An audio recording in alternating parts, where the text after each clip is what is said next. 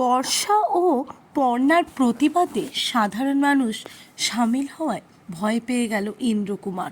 বিস্তারিত জানতে সঙ্গেই থাকুন, চ্যানেলটিকে সাবস্ক্রাইব করে রাখুন। বর্ষার সাথে অর্ণব যা করেছে তারপরে কাটিয়ে উঠতে না উঠতেই হঠাৎ করে আবারও বর্ষার জীবনে নেমে এলো কালো ছায়া। ইন্দ্রকুমার যেইভাবে বর্ষাকে ব্যবহার করে, যেইভাবে বর্ষার সাথে বাজে কাজ করেছে, তাতে কিন্তু প্রচণ্ডভাবে বর্ষা ভয় পেয়ে গেছে। যদিও বা পর্ণার কথায় বর্ষা আবারও সাহস জুগিয়েছে।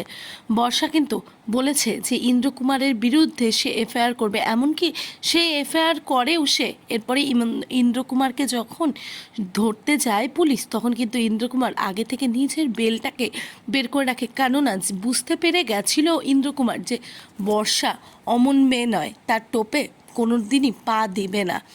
ঠিক তার জন্যই কিন্তু আর ঈশার কথাতে ইন্দ্রকুমার নিজের একটা ব্যবস্থা করে রেখেছে। ওইদিকে কিন্তু পর্ণা একেবারে চ্যালেঞ্জ জানিয়েছে ইন্দ্রকুমারকে যে সে কোনো মতেই ভাবতেও পারবে না যে তার কি অবস্থা হতে চলেছে, কেননা সে দেখিয়ে দেবে যে সাংবাদিক পর্ণার কতটা ক্ষমতা। এরপরে তারা কি করবে বুঝতে না পেরে কিন্তু তারা চিন্তা করে যে এবারে জনসাধারণের সাহায্য ছাড়া ইন্দ্রকুমারের বিরুদ্ধে লড়াই করাটা সম্ভবই নয়।